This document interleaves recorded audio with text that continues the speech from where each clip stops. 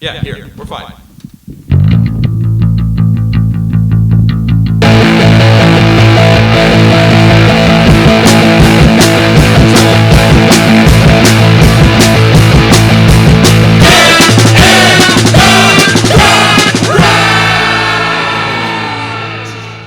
Hello, everyone. Welcome to Get in the Garage. We're a music podcast. For music lovers. I am Mike here with Luke, and this week we welcome Jeffrey back. Welcome back, Jeff. Mr. Jefferson. Thank you. Thank you.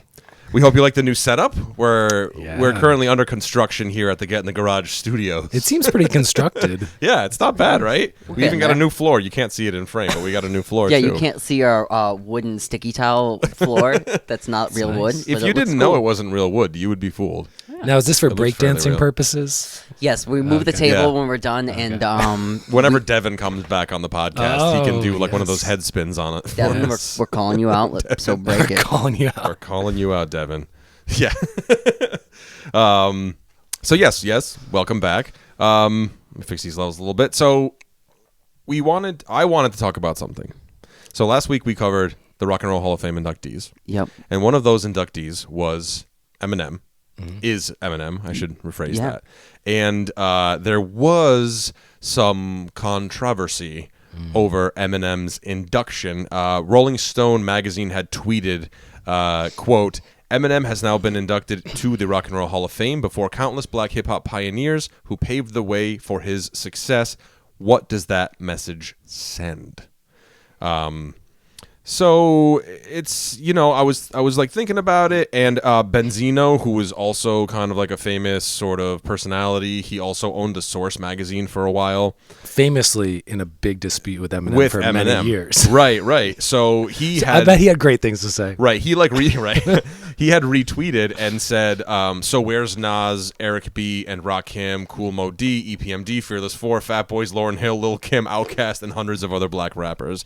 GTFO, get the fuck out of here." Okay. Are we saying Fat Boys is like? I feel Canon. I feel like the Fat Boys. This is an interjection real fast. I feel like the Fat Boys are the way of the Beach Boys in the '80s. It's just like cool, but Gimmick for the 3 years. yeah. they But were. like once you make the Beach Boys record, Yeah. we're done, man. I saw a thing though that was talking about how like, really, I think what could be considered the big offense was the fact that in terms of the nominees, two other nominees that could kind of fall under, well, one for sure fall under the same umbrella, though there was Rage Against the Machine, and there was also a Tribe Called Quest. Yes. And it's like, if you're going to be handing out a Rock and Roll Hall of Fame award to hip hop and rap, is it a low blow to kind of like for a Tribe Called Quest to kind of get stiffed on that, and then Eminem to get put in? Like, I don't. You know what I'm saying? No, I know what you're saying, and like last week on the show, I know I definitely like spoke to why Eminem like popped, whether that was like for good or bad, whatever it was, Yeah. But like I agree that Canon should have like probably gotten in, before, because there's so much that like. The original, if you're going to start like covering rap, you got to really cover it well. And, Eminem is on that list, Yeah. like eventually, but like, like we're like, should you he be in? Sure. But like also if you don't have, Tribe was on this year, like you said, and they didn't Yeah. get in. And Tribe is pretty canon hip hop, I feel like. They're very influential. They're Yeah, for like, sure. Yeah. And I mean, it's at this point you should be putting them in because also it gives, like I said last week, it's like a whole nother second act, and especially because they don't have their member to really, you know what I mean? You could really make something Yeah. out of it, But I mean, Nas too. No, Well, Nas. This is less of an Eminem problem and controversy than it is a Rock and Roll Hall of Fame Agreed. problem. Right, and yeah, I controversy. agree, yeah. Here is because Rock and Roll Hall of Fame was rock and roll. Should it be the American Music Hall of Fame? Yes. Asterisk, of course it should be. Yeah. Or the Pop Music Hall of Fame or whatever. Here's the entire list of hip hop artists in the Rock and Roll Hall of Fame. Oh, yeah, please give it. 2007, Grandmaster Flash and the Furious Five, The Message. 2009, Run DMC. 2012, Beastie Boys. 2013, Public Enemy. 2016, NWA. 2017, Tupac. 2020, The Notorious B.I.G. 2021, LL Cool J and Jay-Z. and now Eminem becomes the 10th hip hop artist to be awarded. So it is what it is. Like, it's not him. It's the machine. Because there should be. Whatever should be, of course, there should be 5 to fucking 20 more people. The thing is, sure, but the thing is too, is like they could make more money and do this 2 times a year, right? And do you could do your rock hall, and then you could also do, okay, since we can just do, we're gonna do all like 5 rappers. You know what I mean? Yeah. 5 rappers and pop stars. You know what I mean? Like, there's way to cover for it, and I feel like, you know, they're just doing not a great job. You know?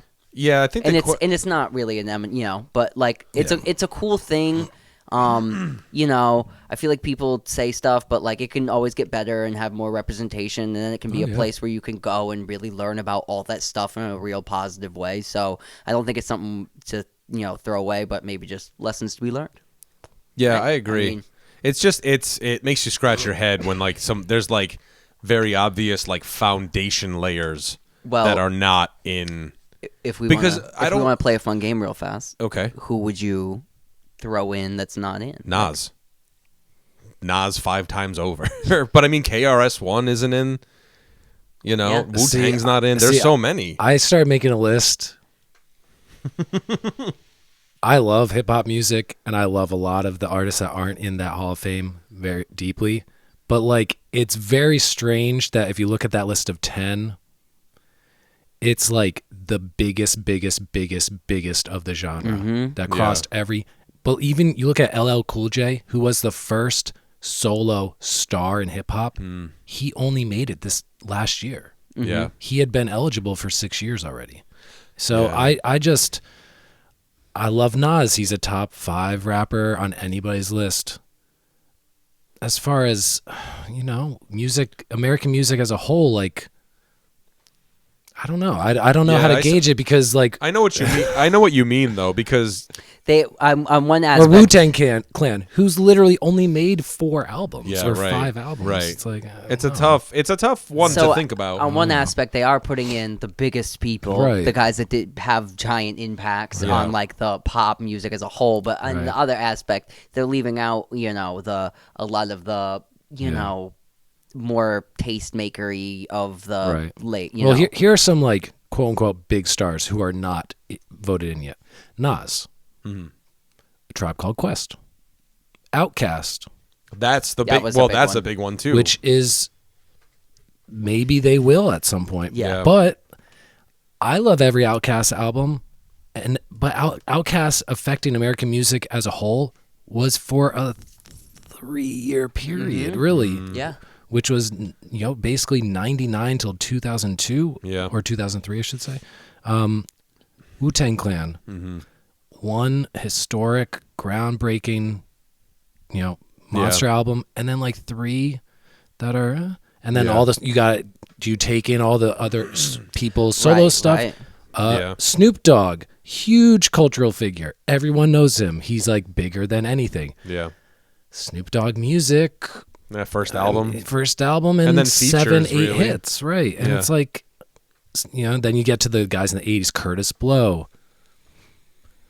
I don't know how many people even know Curtis Blow. Slick Rick. That's what I'm saying. Big Daddy Kane. Yeah, it's De La Soul, Eric B. and Rakim. Like, I think it's like they are important, well, but I think, for rock and roll or pop music or American music, I don't know. I mean, maybe it's that it's like when you get all like when you have the conversation, and the conversation is the collective that created the movement. You can put all of these pieces together to create the whole movement itself. But yeah, maybe in that sense, like to what you're saying, I'm taking it kind of like, you know, you have all these people who did all these things, but there are like select ones that kind of like transcend beyond that kind of thing and become this sort of cultural phenomenon. Well, then you know what I mean? And they cross over, because I mean, not for nothing. I mean, maybe you know, I mean, like, I don't know, because like Method Man and Redman, there were some hip hop artists that like toured with, say, like heavier bands and stuff like that.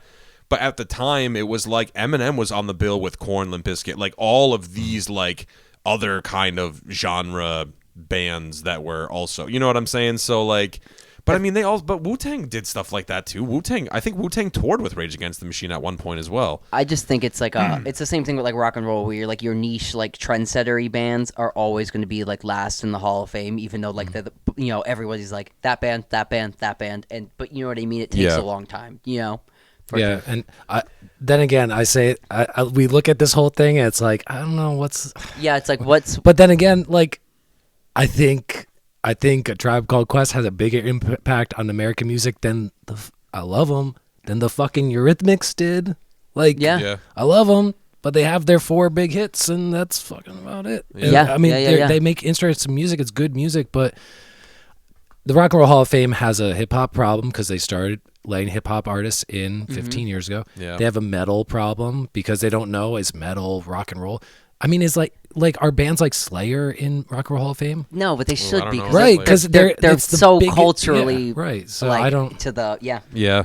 I don't know. Or who is the folk singer you named? Elizabeth Cotton, right? And it's like all respect, but also but all respect, but who cares other than me? Other than me, who really cares? Because I'm like, oh, Elizabeth. I was like, Elizabeth Cotton's getting in. I was like, I love it, but like, come on, man. No. So how about this as a little epilogue, a thought experiment? So some people who are eligible soon, next year will be eligible because it's 25 years after your first recording. The only artist in American history to have their first 5 albums debut at number 1, DMX.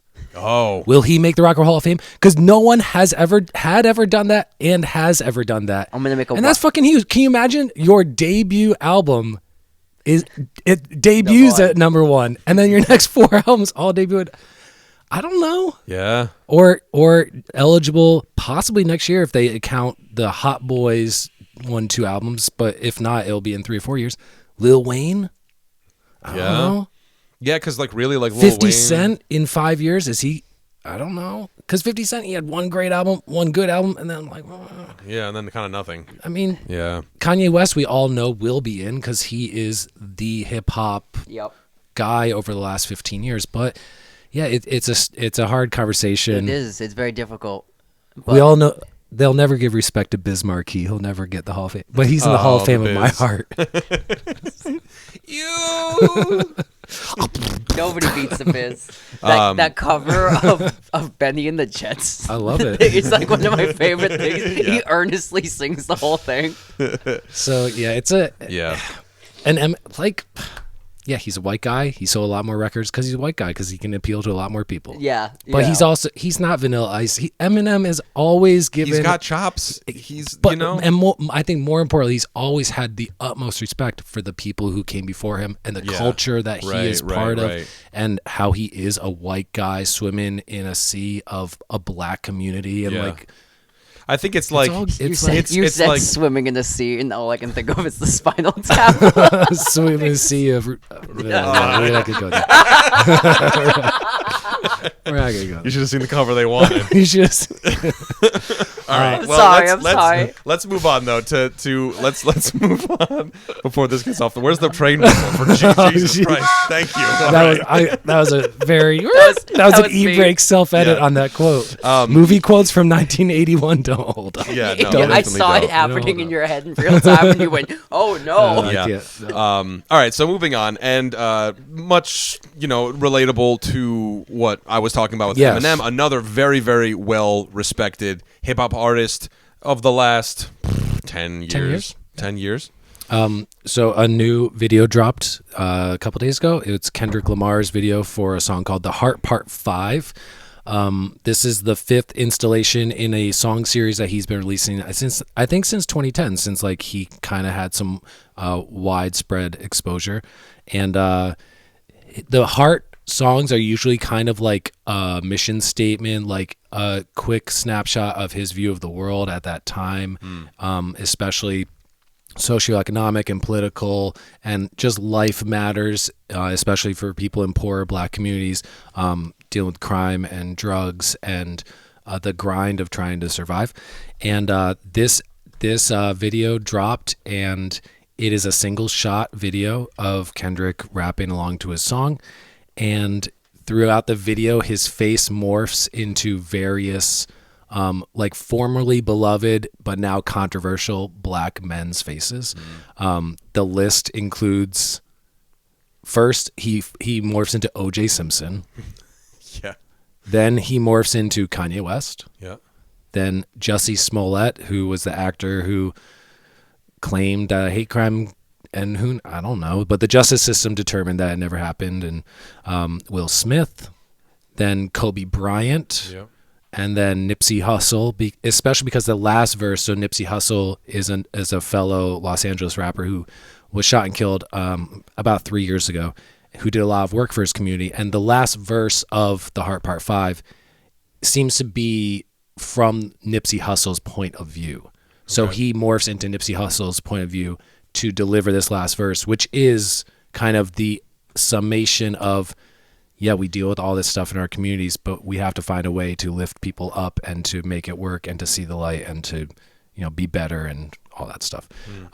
Powerful video, very, interesting, because it's kind of like opens a dialogue on what people want to, radical empathy, and what do you forgive people for? What do you excuse? What do you, because all those people had controversy. Even Nipsey Hussle, who was a beloved figure in his community and did a lot of good, he did sell drugs to other people in his community for, which is part of the cycle of, it does hurt and stuff. So it was an interesting video, and his new album comes out this Friday. It's his first album in 5 years. People think that this song is going to be, it's like the first track from the album. It's not, because none of the other Heart songs are on any other studio album. So this is just like, I'm dropping this as like a preview of I'm back, and the new album will come out later this week type of thing. I love that video. It was so trippy, man. I was like, what? And especially because he does his Kendrick Lamar thing where he like does the whole head. But it's just, it's done so, it's like it's so beautifully done too, because it's literally a shot of him standing in front of a red wall, and he's just going off and he's doing his thing, and then the faces change, and it's just like, it's kind of like the most basic setup for a music video, but it's so interesting. It reminded me of like the Charles Bradley like emoting one shot video to changes. Sure. Like it kind of, but I mean it's on a whole different level.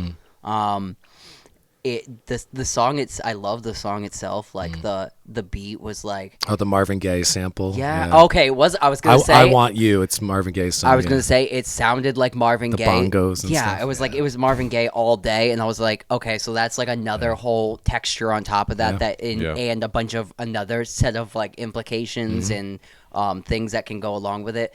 The face changing.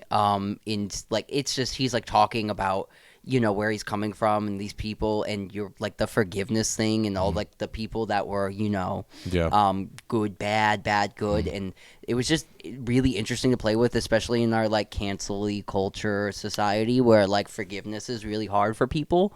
I think it was just like it was very interesting. It was, it was like, it was, you could tell it was great art just instantly. You just you're like, oh man, like this is important. Like the first you're just watching, you're like, this is important. But that's Kendrick though. I feel like he's when it comes to the state of hip hop today and stuff like that, like there's he has this authenticity about him that I think he's just such an incredible lyricist. He's socially conscious. He's, you know what I mean? He's talking about things on like such a different level, especially where now I find that, I mean, not that I'm like super, hip to like the current rap and hip hop that's coming out now, but he definitely seems like one of the most conscious rappers right now, versus like, because it's kind of like, I don't know. I feel like current hip hop and rap, maybe mainstream current hip hop and rap, is kind of like, it's kind of going back to the whole like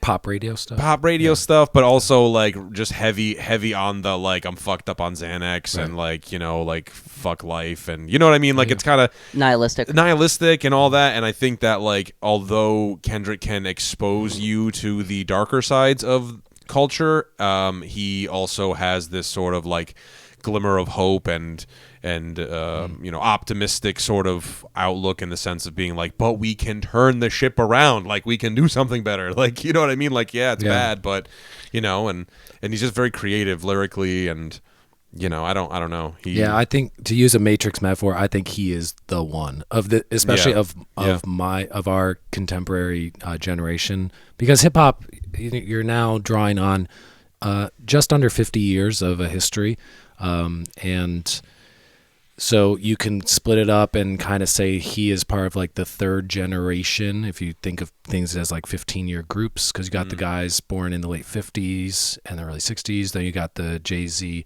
Notorious B era born in right around 1970, and then him born in the mid 80s. And I think he's like the culmination and the distillation of like everything that has existed in hip hop music, because he's the only, back to awards are awards, but his last album, Damn, was the first hip hop album to be awarded the Pulitzer Prize in music. Oh yeah, I saw that. Yeah. And I think he got like some special presidential award for the album before that, To Pimp a Butterfly. Yep. And it's been a long 5 years waiting for this album to come out, so I'm excited to see that he is still where he's at, and he's still, like, he is my favorite personally. I think he's the best skill-wise, and I think he's the greatest, because I think he's the most important of this generation, because he does the best work, I think. And I'm interested in seeing what the content of this record will be too, because if you think 5 years, 2 of those 5 years was when everything went down, when COVID happened, when, you know what I mean, like everything, and full Trump stuff too, because the last album was in 2017. Yeah, the death of George Floyd as well, like all that stuff. So like it'll be interesting to hear his perspective, because now I think at this point, since it's been, because I think it's been about 2 years, right? When I'm trying to remember when 2020 when George, July. Yeah, middle of summer. Of 2020. Yeah, so between then and now, plenty of time for him to kind of be able to, come up with material and stuff to kind of like in retrospective and reflect on everything that went down. So that drops Friday the 13th. What was the name of the album? Did you say it? The album is called Mr. Morale and the High Steppers. There you go. And we will probably cover it most likely on the show. Yeah. So. Yep. When it comes out. Stay tuned. All right. Now on to lighter things. Oh, man. Okay, so I just wanted to bring to the table something really, I like branding and gimmicky band stuff a lot of the time. Big Kiss fan, so... You have Kiss cologne, I think, don't you? Or Kiss soap? I'm literally wearing Kiss cologne right now. Oh, he got a Kiss bar of soap, and it was black. I know. I was like, this doesn't look like it's going to clean anybody. Just get you dirty. It just gets you dirtier. Hotter than hell. It's just infused with Gene Simmons saliva. He licks every bar of soap. It's the hardened blood from after the show. Delicious. And you find there's one certified Paul Stanley chest hair, and he's already there on every bar. It just looks like a used bar of soap. Like, no, that's how we sell it. Oh my god. So okay, so speaking of branding and bands that are it's like officially not branded, but like they're everywhere. The Grateful Dead have partnered with Gotham Greens to release their own branded Grateful Green salad. It's not marijuana. It's a salad. Oh yeah, this is literally like salad, like kale mix. It all that. Also, it does not cause hallucinations. No, contrary to popular. The package. Look it up. It's from Gotham Greens. It has the dancing bear on it. And the Late Show, Stephen Colbert, they did a parody of it, which is also really good. Like if Slayer had their own salad, and like they were like we'll link the video in so you can watch the Late Show's spoof on it. But they have like kale Satan and savage cabbage, murderless mescaline, which is a bit of a stretch because I mean like mescaline, but no, mescaline, which is like a green. Yeah. Oh man, I'm thinking it was like the drug. I thought they were making like a weird like salad drug pun reference. Yeah, no, mescaline is like I'm an idiot. It's like it's a green. Well, the more everybody learned that on Get in the Garage today, probably. I had to read it twice to be fair, because I was like, mescaline. Oh, mescaline. Yeah, I think we grew some of that last year. But it also brought me to like thinking of the most extreme advertising and crazy stuff I could think of in bands. I just wanted to bring up a few right now. Okay. Volkswagen got Pink Floyd to do Dark Side of the Moon golfs in the early 90s. Oh. Which are pretty out there. Look up the commercial on YouTube. The tint is so dark you can't see anything as you drive. Like, Jesus Christ, this is unsafe. As you drive every mile, a wall's built on the front windshield. By the end, the stereo only plays the loop in between time. Nice.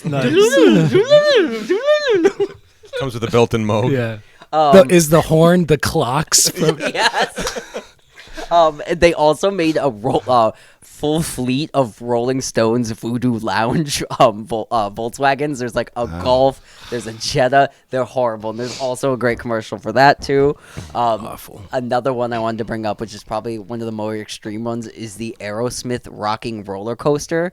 Oh yeah, in Disneyland, Right, yeah. where Aerosmith get their own roller coaster for some reason. I think I was there the first year I was there. It was the best one there. Yeah, it's, right? It's a fast ride. It's like it's a minute and 5 seconds. Yeah, or yeah. something, But it's fun though. Yeah. It's It goes. cool. I think it goes 0 to 60 in like 3 seconds. Yeah, because it Straight shoots into you a off. loop. Yeah.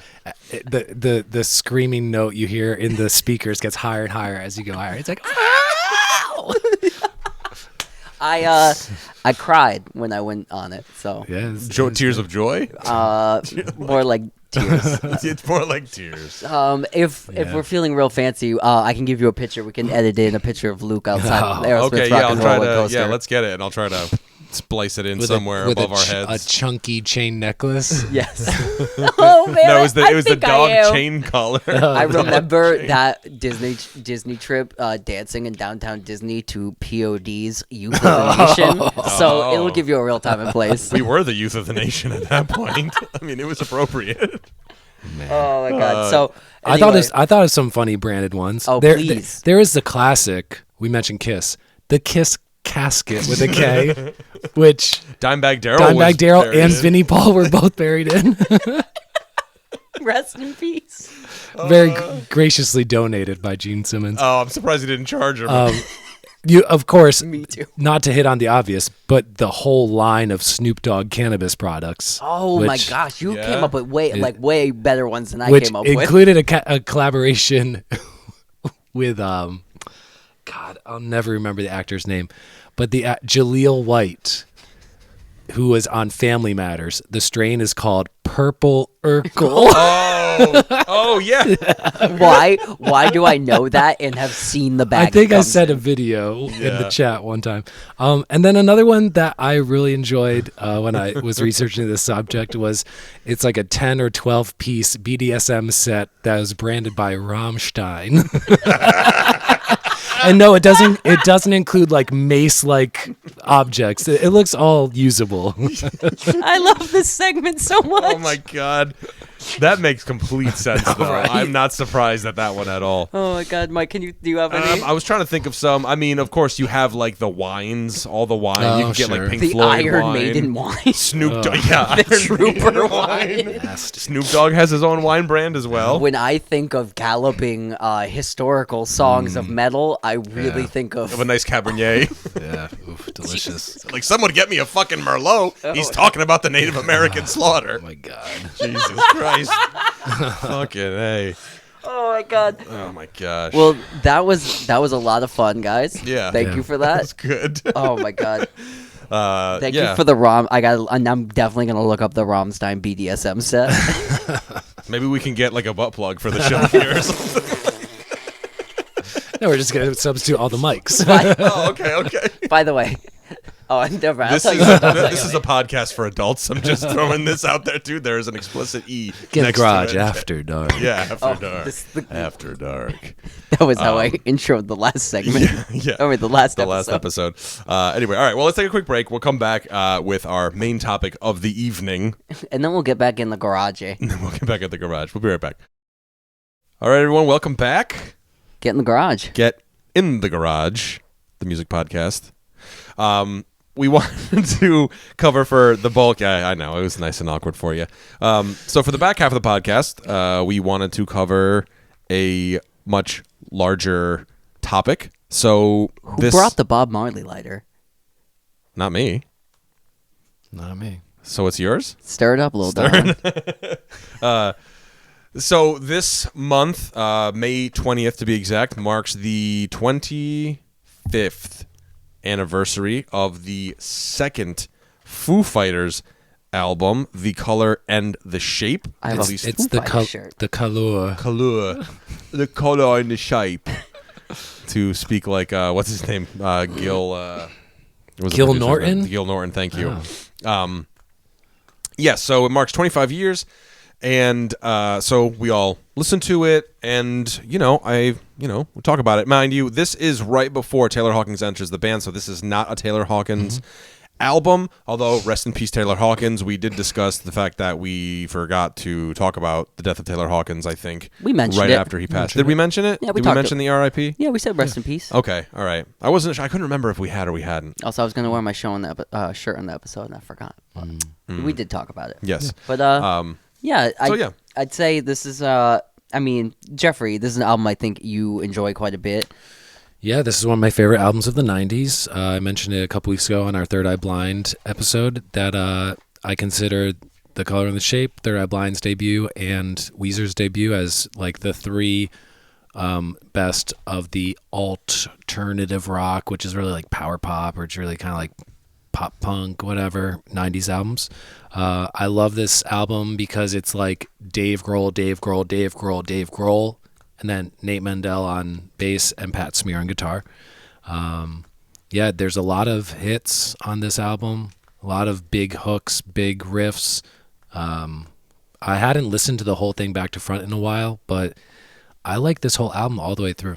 So I also was like, I haven't listened to this full thing in a long time. And I was like, I don't think I know all the songs on it. And then I played it, and I'm like, I know every single song on here. Yeah. Like, way more than I thought I did. I reckon. And I was like, oh, okay. This is, like, probably the most classic Foo Fighters record, if they ever have one, I think. This is, like, their most concise. Yeah. So I thought it would be also how the album kind of came together. This is the first Foo Fighters band album. The first album is all Dave Grohl. He plays the drums, bass, guitar, vocals, everything on it. And then this one's the first one where he was like, I want a band. He could have like chosen not to have a band. He could have Danzigged it and just I'm the guy. But he had a band, and so he basically took the rhythm section of the band Sunny Day Real Estate. Who is Nate Mendel on bass and was William Goldstein on drums, and then mixed it with Pat Smear, and like this is the band. But midway from the drumming kind of became dissatisfactory to Dave Grohl. I think he had a bit of like a control thing going on with it, and he pretty much took over every single drum part on the album. I have a short list of the ones he William Goldsmith. Yep, Doll. Up in Arms does the slow intro, My Poor Brain verses, and then The Color and Shape uncredited, supposedly. So basically it's a couple sections of slowed down atmospheric type of ride cymbal drums. And then Dave Grohl does all the backa like, all the wild stuff. Right. Yeah. So yeah, and that's basically like the story of the band. The drummer kind of gets booted out in not like the nicest way, but like what are you gonna do? Yeah. I think Dave Grohl was kind of maybe a bit hard to work with at this point, up until like a certain point, and it seems like he kind of like gelled the band together. But kind of difficult album. Like you were telling me too, like Dave Grohl was going through a divorce, right? Yeah. Yeah, so it was right around the time that he was going through a divorce, and it kind of worked out in the way that like the track listing was, when they were putting the track listing together, it was really sort of like, it kind of worked out in a perfect way where sort of the beginning of the album was much more, how would you say, like heartbroken and emotional and stuff like that, where the last, like the back half of the album, the mood of it was much more sort of like this kind of like, rebuilding and renewal and redemption and, all that kind of stuff. Well, what are some of the songs that you think like worked do you want to? Well, for me, I'm a hits guy, so I love, and that's really where my interest. Because with Foo Fighters, like I don't know, I have like a love-hate thing with them. I was trying to figure out what it is about them that kind of like turns me off a bit, and I don't love the doubled up vocal style, recording style. I mean, it's super polished. It's such a clean sounding record, like everything about it. But it's like the actual song, The Color and the Shape, which was not originally on the album, but then like my favorite song. Got tagged on as like a special. But yeah, Pat Smear song, right? And that's kind of what like I felt like kind of more of a connection to that. But I mean, I mean, like you listen to listening back to it, and it's just like you listen to Everlong, and you're like, this is a great song. Like it's such a well put together song. Monkey Wrench, My Hero was another big single off of there. I don't love that song, but I love My Hero. It's also been played to death, and I think that's what it is. Yeah, because for me, it's like when I hear My Hero, I think of two things. I think of, and I don't mean this in any sort of way, but I think of 9/11 because there was, I think shortly after 9/11 happened, there was kind of a version of My Hero that was released that had some overdubs that were, I'm not 100% sure, but I think it was like overdubs of like family members of firefighters and, emergency responders and stuff who had died in the events of 9/11, just like speaking about, what a hero is and, sacrifice and that kind of thing. But then like I was also thinking about it and I'm just kind of like, did this song like, and I know this might be a weird stretch, but maybe if you guys can meet me where I'm at, where it's just like all I could think of was that Nickelback song that was for Hero and Spider-Man. Yeah, right. So it's like Spider-Man 2 maybe. I think it was Spider-Man 2. But you know what I mean? Like, did it spark another? You know what I mean? Like, did it spark a movement? It's so anthemic. So it sounds like every other song. I always thought the song was like a Queen song. The drum, like Dave Grohl's and Taylor Hawkins' favorite drummer. Yeah, Patrick that's Hanlon. I always think of the song works. I mean, it's like I always think of, even when I'm listening to it, I think of Dave Grohl doing it live and just putting all the into it. But, I mean, I think the thing I like about the Foo Fighters style, sorry, because I don't know, but is like I like that Dave Grohl does that. If it might be Dave Grohl or Pat Smear, I'm not sure which one of the guitar players does it, but it's that kind of like open strumming thing where he lets other strings ring out, but he's playing like a single note melodic line on like a lower string. Like that's kind of like, to me, when I think of Foo Fighters, that's the guitar thing. Yeah, because that's in like 4 or 5 of these songs. Right, yeah. The production thing I noticed on the re-listen of this too was Everlong. I never noticed this. I always thought it was the guitar doing it, but we're like, when she says, and they're voicing the doots. They're voicing the doots with the guitars, the doot doot doot doot doot doot. Oh yeah. And it's like harmonized, stacked, but it's buried way in the guitar. That's Louise Post from the punk band Veruca Salt, who was dating Dave Grohl at the time. She recorded that via telephone, because she was in Chicago. And so they recorded it, and they fed it into the mixing console and out to the control room, and Dave Grohl sang the harmonies with her, and they put like a filter effect on his voice. So they do that together. And then on the last chorus where you have a harmony on the chorus, that's her as well. Oh, okay. Louise Post. It really brought out that song in a way I hadn't really heard it before, and it popped out to me, and I was like, oh, so if you're ever listening to the, just listen to the doot doot doot, listen to the voice buried in the guitar. It's really cool, really great stuff. I have a love-hate relationship with Foo Fighters simply because none of their albums are as good as this album, in my opinion. I think we all do. So I go, I think that's a shared opinion. I like half of all your other albums, but this album, I mean, what's the dud on this album? Is it called So Long, which is like that jazzy? Oh, see, for me, it's Hey Johnny Park, but I love that song. Yeah, see, I could have used it 3 minutes less, 2 minutes less of it, but that's a couple of these songs. A couple of the songs are 5+ minutes. Yeah. When they get into that half, the chorus half up, I'm like, okay, but it wasn't terrible. Nothing on here is that was the worst song on here. I love that little jazzy song. I think. Me too. I mean, I do too. I love the ballads. The ballads for me were like, oh, this is nice. How about that song?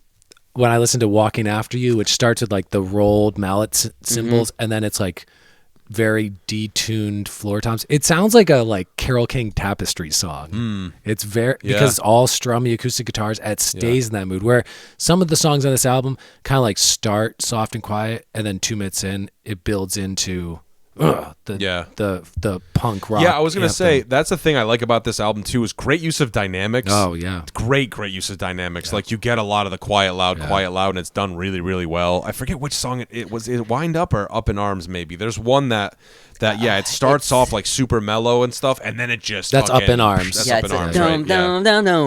Right? It's like Candy Floss at the end, but like the beginning is like kind of Beatles.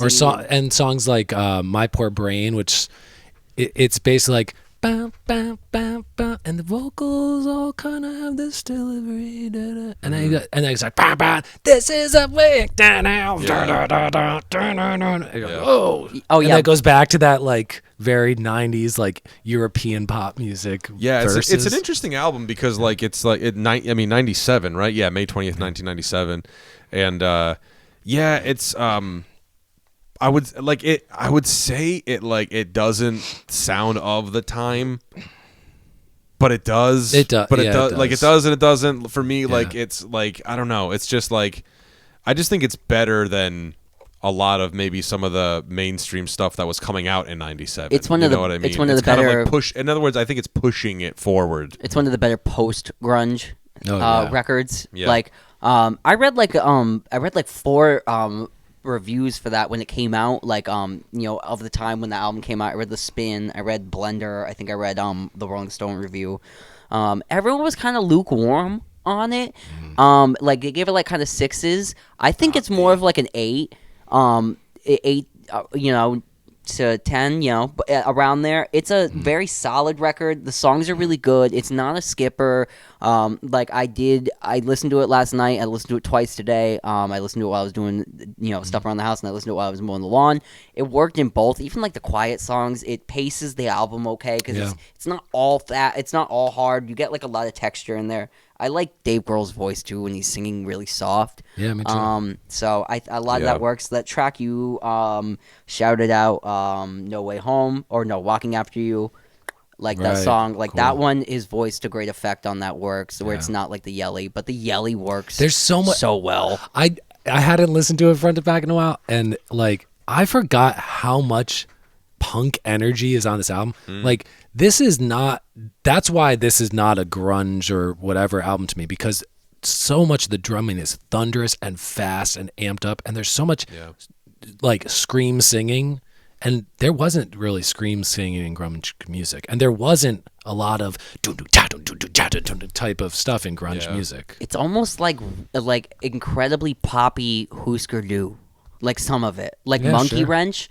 I think I might have read that in one of those reviews too, where they were like, it's kind of like later, like it's kind of like Husker Du fast, but like way better, better song, better choruses, way better production. Like also the production on this too, you can hear it's really good. Yeah, you can hear Dave Grohl sing a line, cut, line, cut, line, cut. I mean, you can't hear it, but you can hear that it's like perfect vocals. Everything's it's super polished, and that's Gil. Like who is known for doing a handful of Pixies albums, especially Doolittle, which was their like breakthrough one.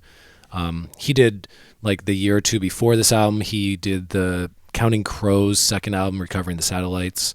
Echo and the Bunnymen, he worked with them in the 80s. So, but this album is so clean and so like dynamics. The dynamics of this album is like, there's that song February Stars, which is kind of a strummer and kind of like a mellow thing. And then you think it's going to do what a bunch of the other songs did, which is now kind of like double time and go faster and bigger.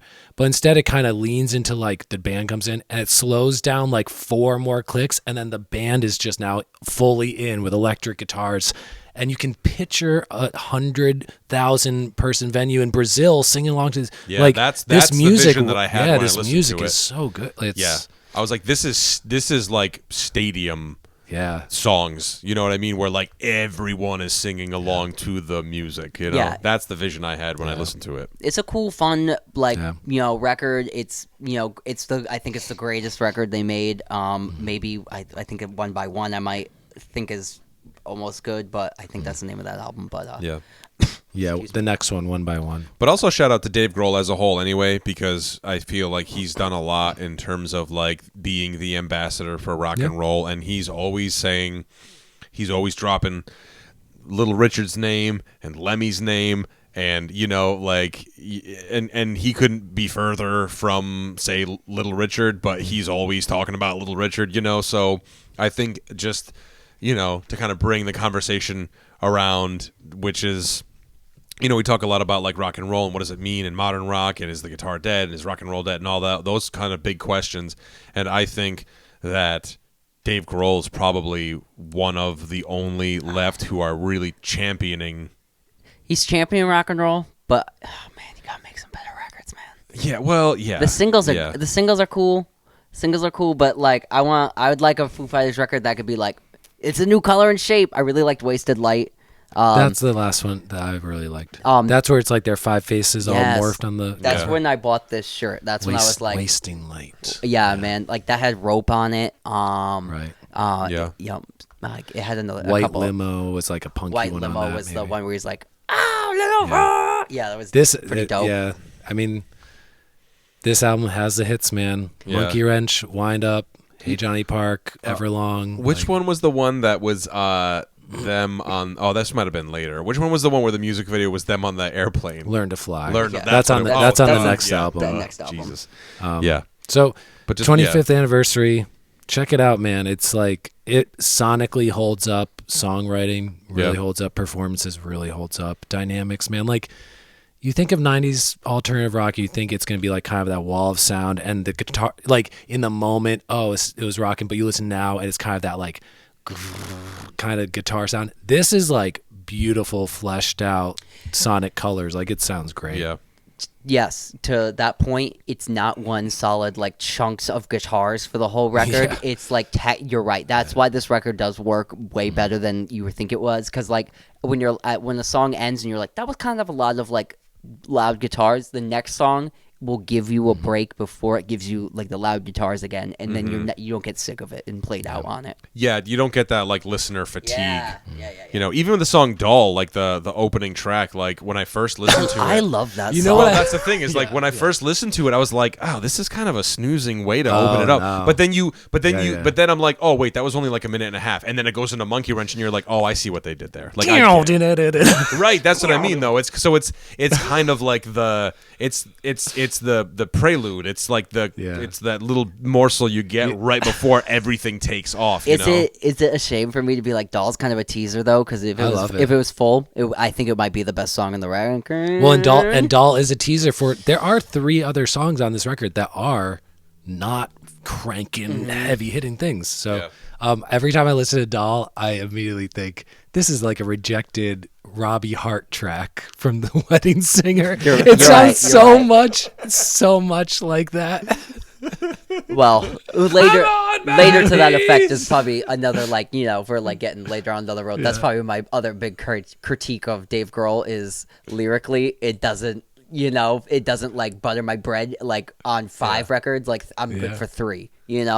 But this album, man, this one's 25 years of rock. This is straight up minimal for me, and it's a 9 out of 10. And on days that I'm into the like pounding drums and a lot of the screaming, this is a 10. This is like one of my favorite albums of my childhood. Yeah, and it's not too much, which is that's what's nice about it, Great Spotify rap as well, where it has like the the balls moving back and forth. It was really simple, but I really it's like a Microsoft like screensaver. I really enjoyed it. I love those. They're a lot of fun.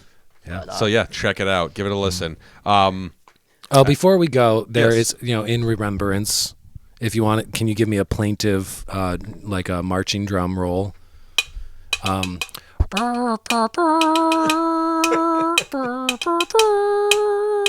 We have to herald the death of the iPod officially. 10 years after I thought they stopped making them, they have officially stopped making them. Buddy, my iPod's right behind you. Dude, you turn that bitch on, and it still works, I bet you. You can drop this off of a building. It's dead. Mine works.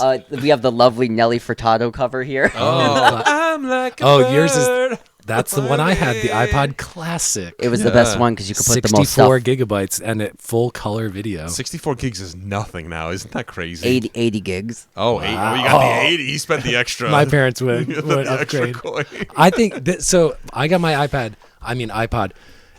It was like the Christmas present of my senior year of high school, or my birthday that year, or graduating high school. That's how long ago I got my iPod, which was 16 years ago or so.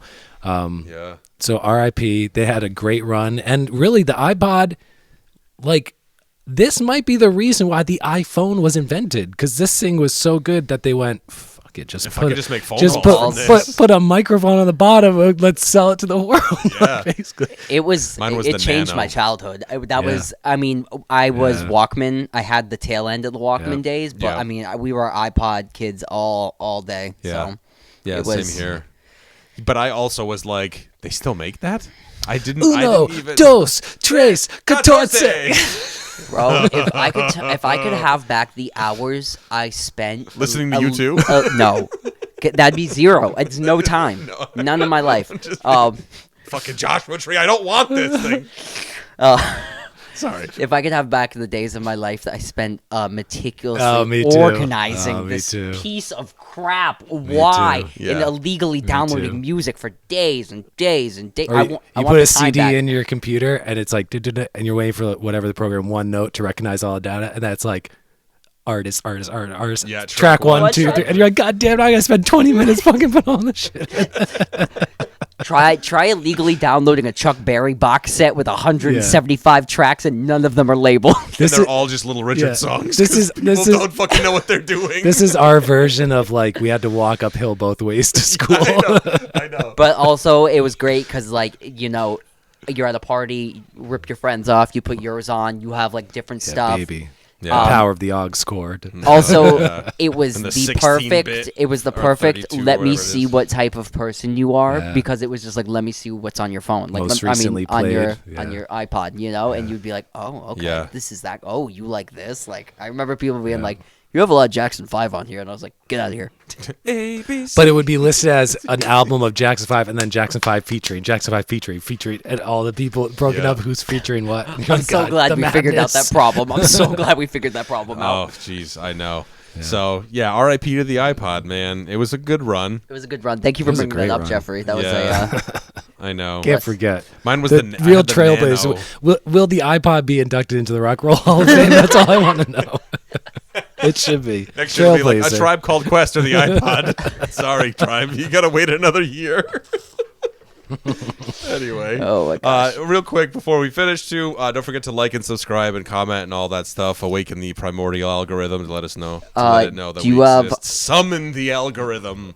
Did we not name anybody you think that should be in the Rock and Roll Hall of Fame rapper wise? Also, do you think the Foo Fighters have another classic album? And a shout out to our friend Steve McCool, who commented on our last YouTube. Thanks, Steve. Thank you, Steve. You're like, what the fuck is this title? He's the man. Basically. Infinite. Oh no, that was Gary. That was Gary. That was Gary. Yeah. Steve McCool corrected us on something. Yes, I couldn't remember that the name of the first album, demo, EP, whatever it was, Eminem recorded, and it was Infinite was the name of that. The Infinite EP. The Infinite EP. So shout out to Steve McCool. Thank you very much, Steve. Thank you. Shout out to Gary. Shout out to Gary. Yeah. If you comment, we'll probably shout you out too. There's only 2 people on that one, so yeah, right. So get busy. Like, comment, subscribe, all that fun stuff. Tell and until friends. next time. Get in the garage.